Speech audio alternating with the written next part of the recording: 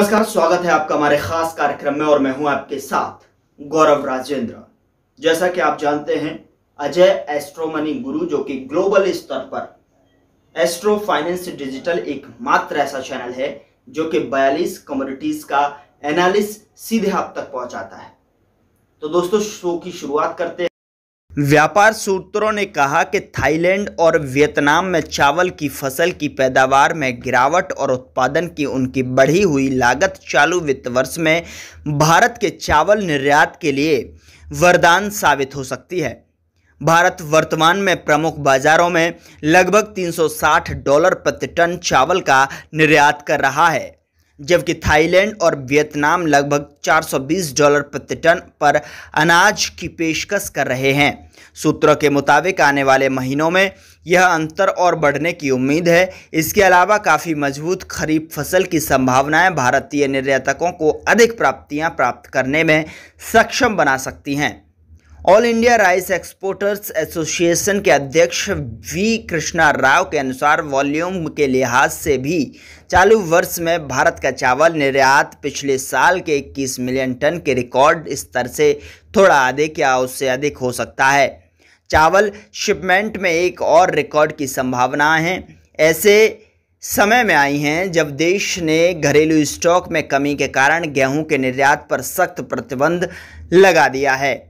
जून में जारी United states department of agriculture यानी USDA राइस आउटलुक रिपोर्ट के अनुसार 2022 कैलेंडर वर्ष में वैश्विक चावल व्यापार रिकॉर्ड 54.3 मिलियन टन होने का अनुमान है। रिपोर्ट में कहा गया है कि भारत का निर्यात रिकॉर्ड 22 मिलियन टन होने का अनुमान है और वैश्विक शिपमेंट का लगभग 41% हिस्सा है।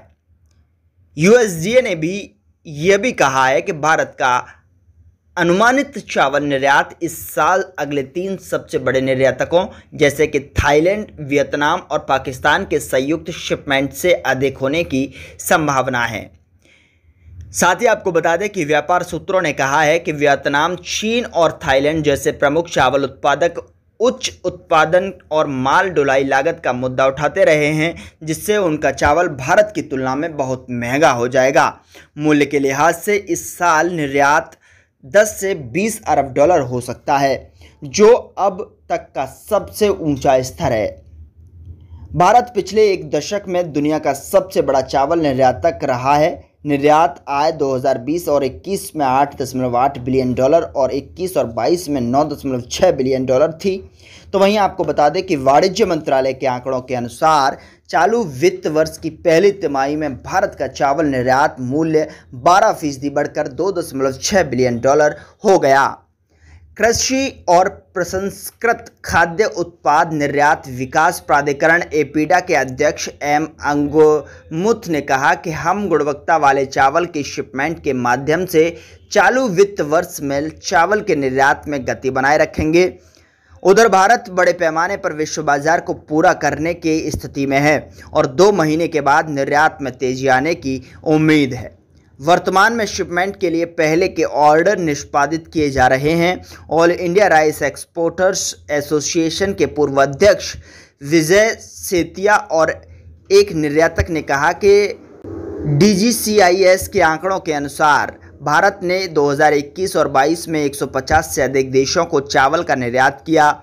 वाणिज्य मंत्रालय के एक अधिकारी ने कहा कि यह पिछले कुछ वर्षों में भारत के चावल निर्यात के विविधीकरण को इंगित करता है।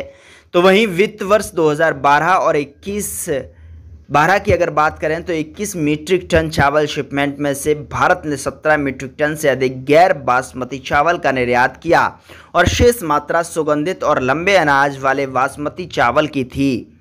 मात्रा के मामले में बांग्लादेश, चीन, बेनिन और नेपाल चावल के 5 प्रमुख निर्यात गंतव्य हैं। फसल 2021 और 22 जुलाई-जून के तीसरे अग्रिम अनुमान के अनुसार पिछले 5 वर्षों में 116 मिलियन टन के औसत उत्पादन के मुकाबले चावल का उत्पादन रिकॉर्ड 129.66 मिलियन टन होने का अनुमान है।